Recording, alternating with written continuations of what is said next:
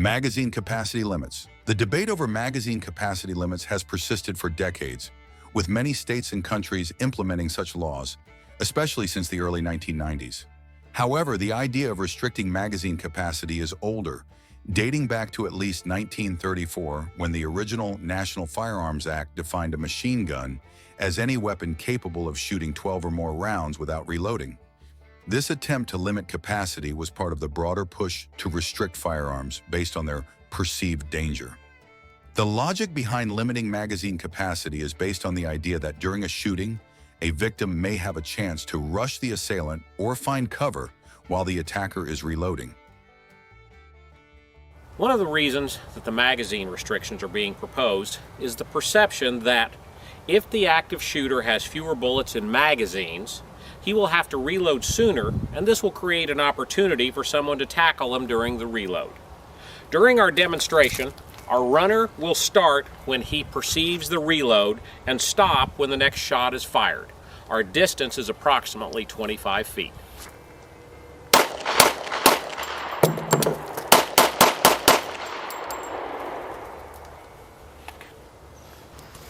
Our runner succeeded in getting about 9 feet. That is, he had 16 feet left to go when our shooter successfully completed the reload and began firing.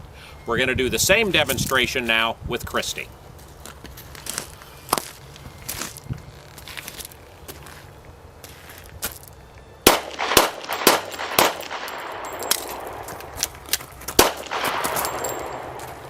While this scenario is theoretically possible, it is highly impractical. Reloading a firearm, especially with modern firearms, takes only a couple of seconds, making it unlikely that a victim could time their actions during this brief window. Furthermore, an attacker could carry multiple firearms and continue shooting without needing to reload, reducing the effectiveness of magazine restrictions. What makes a firearm useful to criminals also makes it valuable to law-abiding citizens, such as homeowners, sportsmen, military, and law enforcement. Characteristics like controllability, accuracy, and capacity are crucial for defensive purposes. These attributes are essential when facing multiple attackers or in other self-defense scenarios. For instance, Judge Roger Benitez of San Diego cited the case of a woman who successfully defended herself against 3 attackers in his ruling to overturn California's 10-round magazine ban. The woman was calling 911 with one hand while holding a gun with the other, leaving no way to carry extra magazines or reload. Judge Benitez noted, "She had no place to carry an extra magazine and no way to reload because her left hand held the phone with which she was still trying to call 911. He ruled that magazines holding more than 10 rounds are arms under the U.S. Constitution and that California's law criminalizing their acquisition and possession infringes on the Second Amendment. This ruling highlighted that while mass shootings are tragic, they are statistically rare compared to the number of times firearms are used in self-defense. Furthermore, data supports the importance of magazine capacity for effective self-defense. A 2015 study published in the International Journal of Police Science and Management found that even expert shooters miss more than half the time in typical engagement scenarios, with novice shooters having a hit probability of just 39%. This makes magazine capacity critical for effective defense, as stopping an assailant often requires more than one shot. High-capacity magazines misconception. The term high-capacity magazine is misleading. It implies that there is a standard capacity which is somehow lower. If we use historical context, the first AR-15 rifles issued by the military in 1964 came with 20-round magazines as standard. By 1969, 30-round magazines became the norm for military-issued AR-15s.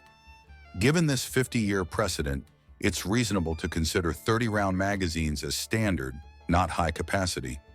Moreover, not all firearms and magazines are created equal. For example, a 10-round magazine for a 4.58 SOCOM rifle can hold 30 rounds of 5.56 ammunition, highlighting the futility of these laws. Trying to impose arbitrary limits on magazine capacity fails to account for the differences in firearms and calibers, leading to ineffective and illogical regulations. Ineffectiveness of magazine limits.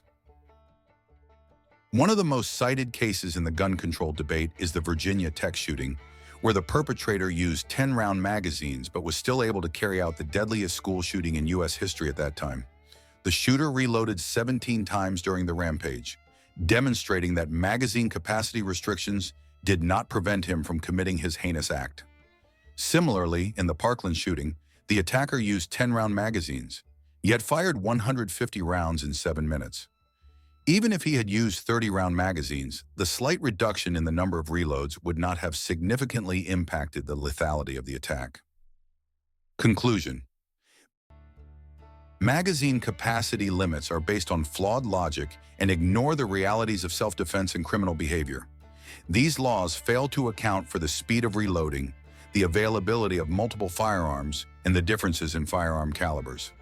Instead of making the public safer, they place unnecessary restrictions on law-abiding gun owners while doing little to stop criminals who will continue to obtain firearms and magazines through illegal means.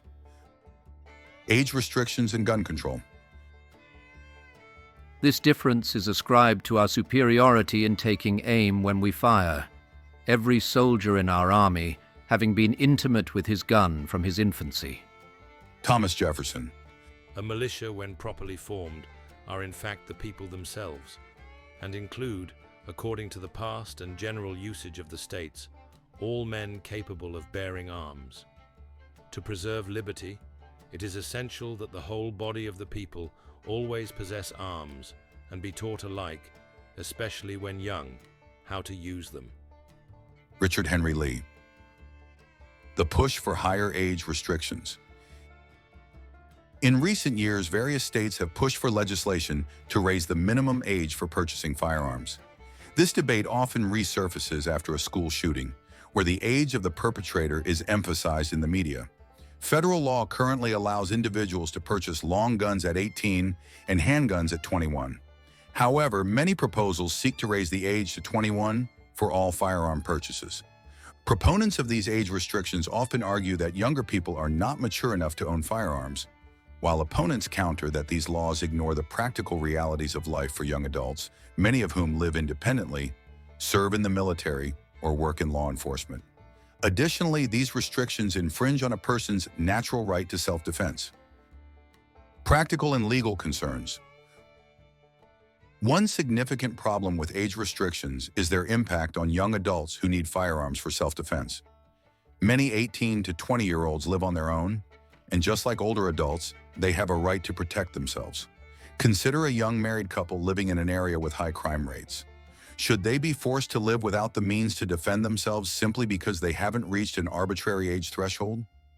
Personal experiences often highlight the flaws in this logic. For instance, as a member of the military living off base and under 21, I purchased a 12-gauge shotgun to protect my home. I modified it with a pistol grip stock and a heat shield, making it easier for my petite wife to control. Under many of the laws being proposed, I would not have been able to make that purchase, leaving my family vulnerable. Age restrictions are not just ineffective, but also inconsistent with how society treats other responsibilities. For example, despite the legal drinking age being 21, according to the CDC, 30% of high school students drink. Even more concerning is the fact that people aged 12 to 20 consume 11% of all alcohol in the United States. If age restrictions were genuinely effective, these statistics would not be so high. Data on age restrictions. Studies on the effectiveness of age restrictions for firearms are inconclusive at best. The RAND Corporation has reported the following. There is no strong evidence that minimum age requirements reduce violence or improve any of the outcomes studied.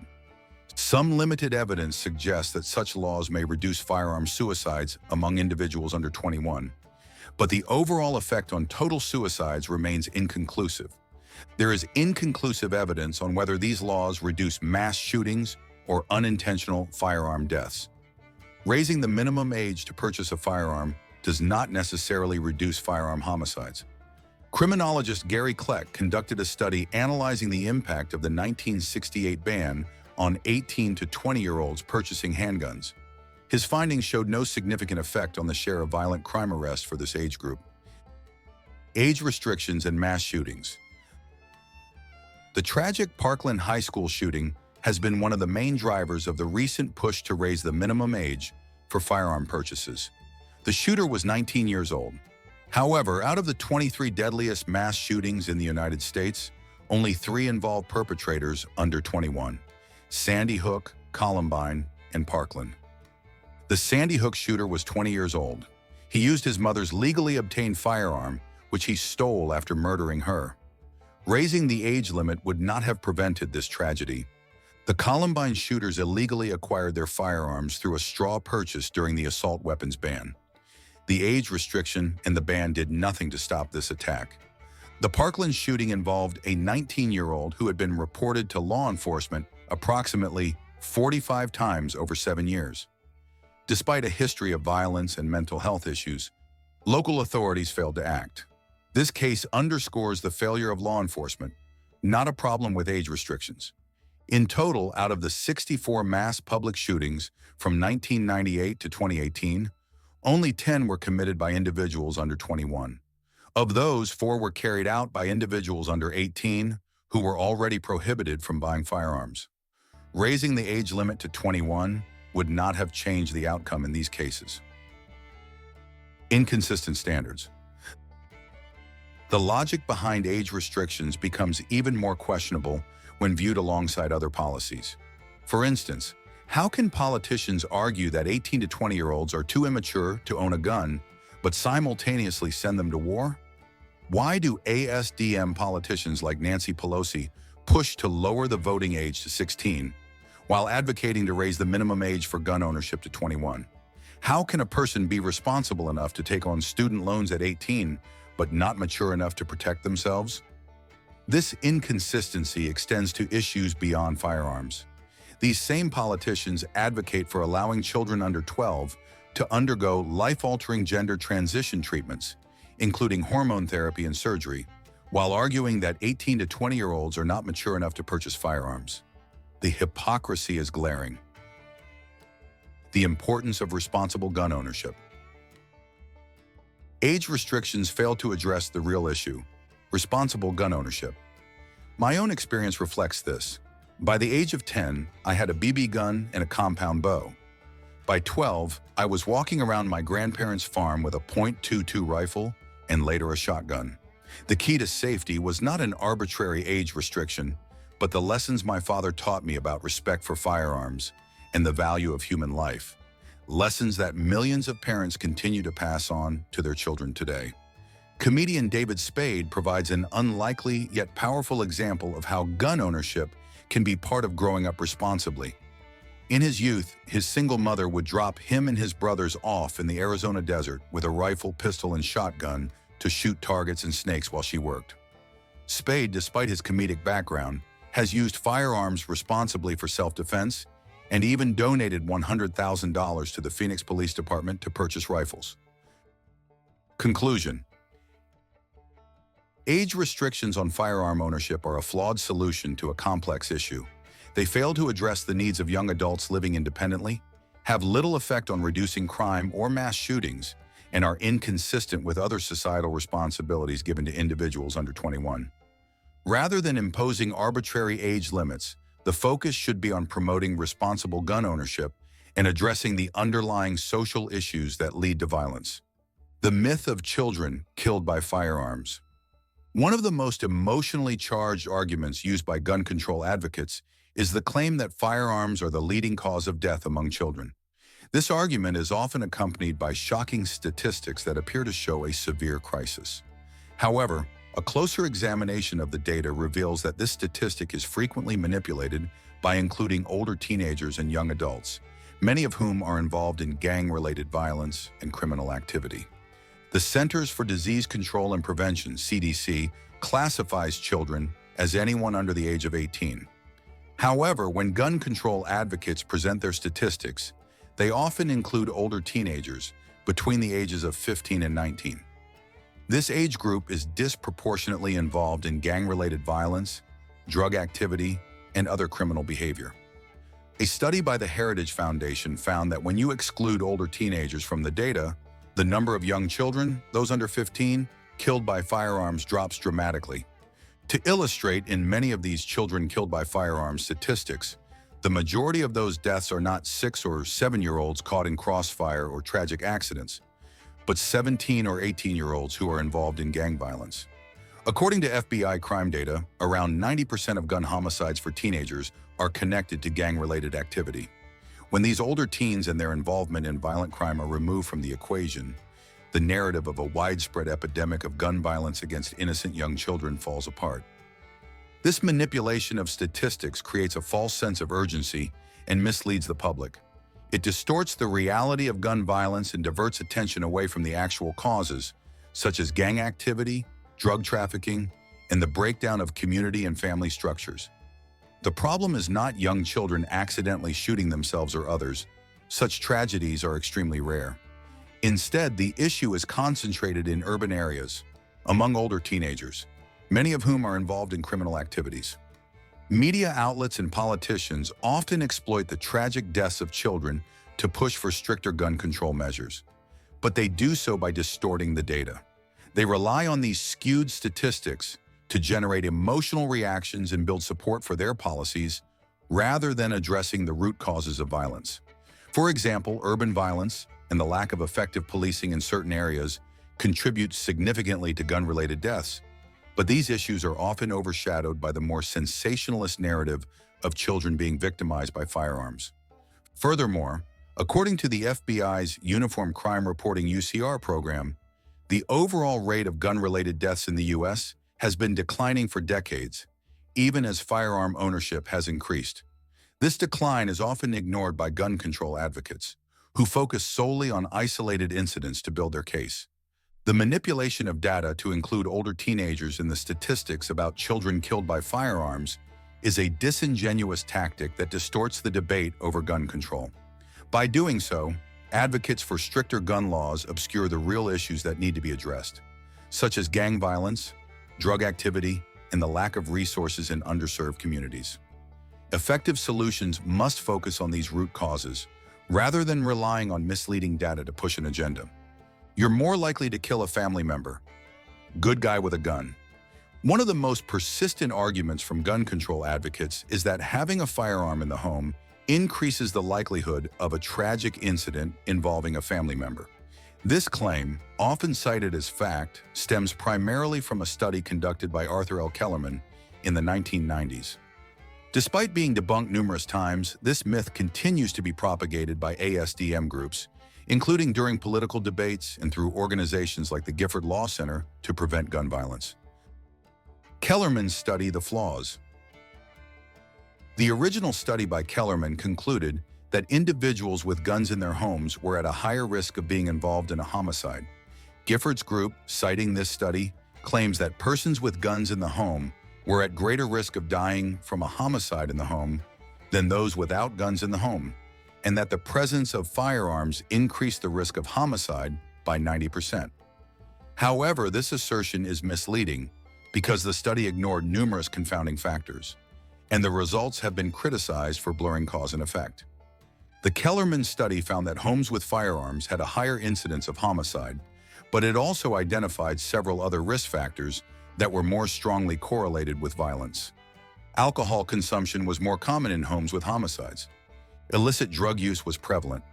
People in these homes were more likely to live alone. They were more likely to rent rather than own their homes. These homes had a history of violence. Additionally, the study reported that 21% of the homicides were felony-related, e.g. part of a burglary, 7% were linked to drug deals, and 7% involved love triangles. These factors indicate that the presence of a firearm was not the sole or even primary contributor to the homicides. Instead, it was the combination of substance abuse, criminal activity, and domestic violence that created the deadly environment, not merely the ownership of a firearm. Misleading conclusions and selective reporting. One of the key issues with the ASDM's use of the Kellerman study is that they selectively report the findings, making it sound as if the mere presence of a firearm dramatically increases the risk of domestic homicide. However, in reality, of the 444 homicides analyzed in the study, only 8 involved the homeowner's own firearm. This statistic alone undermines the sweeping claims made by gun control advocates that guns in the home are inherently dangerous. Furthermore, studies like this one fail to differentiate between legal gun owners and individuals involved in illegal activities. Many of the homes in the study were involved in criminal behavior, yet the conclusions are generalized to apply to all gun owners, which is fundamentally misleading. Flawed methodology and bias. Critics of Kellerman's study, including the National Research Council, have pointed out that the study fails to address the primary inferential problems that arise because ownership is not a random decision. In other words, people who own guns may do so because they are at a higher risk of being victimized, and the presence of a gun is a response to that risk, not the cause of it. Additionally, the study's raw data revealed that households where a homicide occurred were 130% more likely to have a household member with a prior arrest and 400% more likely to have a household member who used illicit drugs. These figures suggest that the true risk factors for violence are not guns themselves, but rather the behaviors and situations associated with criminal activity and substance abuse. Defensive gun use, the reality. ASDM advocates often claim that defensive gun use is rare, but this is far from the truth. JustFacts.com and other sources provide comprehensive data that contradicts this narrative. A 2000 study published in the Journal of Quantitative Criminology found that U.S. civilians use guns to defend themselves and others from crime at least 989,883 times per year. A 1993 nationwide survey found that over 5 years, at least 3.5% of households had members who used a gun for self-protection or to protect property. This amounted to over 1 million such incidents annually. A 1994 survey by the CDC estimated that guns were used to scare away intruders about 498,000 times per year. Even President Obama's commissioned CDC report in 2013 acknowledged that defensive gun use was a common occurrence, with estimates ranging from 500,000 to over 3 million defensive gun uses annually. These statistics demonstrate that guns are used far more frequently for defense than ASDM advocates suggest. They also highlight that responsible gun ownership can and does save lives.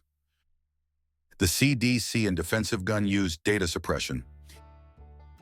In a striking example of how politics can influence public health data, the CDC recently removed references to defensive gun use, DGU statistics after being pressured by gun control advocates. According to reports, several gun control groups, including the Gun Violence Archive and the Newtown Action Alliance, lobbied the CDC to remove references to DGU studies from its website because they claim the data undermined their efforts to promote stricter gun control. The data in question came from a 2013 report that highlighted the frequency of defensive gun use, which was based on estimates ranging from 500,000 to over 3 million incidents per year. These numbers directly contradicted the narrative that guns in the home are more likely to harm family members than be used for self-defense. By suppressing this information, the CDC has contributed to the spread of misinformation about the effectiveness of firearms for self-defense. This move has drawn criticism from Second Amendment advocates, who argue that accurate data is essential for informed debate on gun policy. The flawed argument against defensive gun use. Another frequently cited study claims that individuals in possession of a gun are 4.5 times more likely to be shot in an assault. However, this statistic is misleading because the study was conducted in Philadelphia, focusing on people who were shot and happened to have a gun on them. There is no differentiation between legal concealed carriers and criminals. In fact, the study itself acknowledges that participants were more likely to be involved in high-risk activities, such as working in dangerous occupations, being involved with drugs and alcohol, and living in low-income areas with high crime rates. This is hardly a representative sample of legal gun owners. The study fails to account for the many instances in which lawful gun owners successfully use their firearms to protect themselves, further skewing the data to support a predetermined narrative. The claim that having a gun in the home makes you more likely to kill a family member is a gross oversimplification of a complex issue. The studies cited by ASDM advocates often fail to account for other significant risk factors, such as criminal activity, substance abuse, and domestic violence. Moreover, defensive gun use is far more common than gun control advocates would have you believe, with millions of Americans using firearms to protect themselves and others every year. The narrative that guns in the home are inherently dangerous ignores the broader context of self-defense and the responsibility of gun ownership. Instead of focusing on misleading statistics, the conversation should center around addressing the root causes of violence, such as substance abuse, mental health issues, and poverty, while preserving the fundamental right to self-defense. Furthermore, the CDC's removal of defensive gun use data highlights the ongoing battle over information and how it is presented to the public, making it all the more critical to seek out accurate and unbiased sources. You cannot be pro-life and pro-gun. The statement, "you cannot be pro-life and pro-gun," is often presented as if the two positions are inherently contradictory. However, this argument oversimplifies both concepts and overlooks the logical consistency in valuing life while also supporting the right to self-defense, including the responsible use of firearms. Being pro-life means valuing and protecting human life, particularly the innocent and defenseless. It does not inherently mean opposing the use of force in all circumstances. In fact, many people who identify as pro-life see the right to bear arms as a vital means of protecting life. They understand that there are situations where the use of force is necessary to defend oneself or others from imminent harm, and in such cases, being armed can make the difference between life and death. Self-defense is pro-life. At its core, the pro-life stance is about protecting the innocent. Similarly, the right to own firearms, particularly for self-defense, aligns with that principle. Firearms provide individuals with the means to protect themselves, their families, and others from those who would do them harm. This is especially true for vulnerable populations such as women, the elderly, and those living in high-crime areas. Removing or restricting access to the means of self-defense would leave these individuals defenseless against criminals, which could lead to more loss of life, not less. The pro-gun stance is not about valuing guns over life, but about recognizing that guns can be essential tools for preserving life. When someone uses a firearm to stop a home invasion, prevent a sexual assault, or deter an armed robbery, they are acting in defense of life. The firearm becomes a force equalizer, especially in situations where the aggressor is stronger, more numerous, or otherwise has the upper hand. In such cases, the use of a firearm can save lives and protect the innocent, which is consistent with a pro-life philosophy. The flawed logic of the statement. The statement that you cannot be both pro-life and pro-gun also fails to account for the distinction between innocent life and those who pose a direct threat to innocent life. Being pro-life does not mean opposing all forms of violence in every circumstance. It means opposing unjust violence against the innocent. A pro-life person can consistently support the use of firearms in legitimate self-defense scenarios without contradicting their belief in the sanctity of life. After all, protecting oneself or others from an immediate and unjust threat is an act of preserving life, not destroying it. Moreover, this statement ignores the nuances of the pro-life position itself. Many people who are pro-life also support the death penalty for heinous crimes, believing that justice sometimes requires the ultimate penalty. Others may oppose the death penalty, but still support self-defense. The key point is that being pro-life is not about pacifism, it is about protecting the innocent. In that sense, supporting responsible gun ownership is entirely consistent with a pro-life philosophy.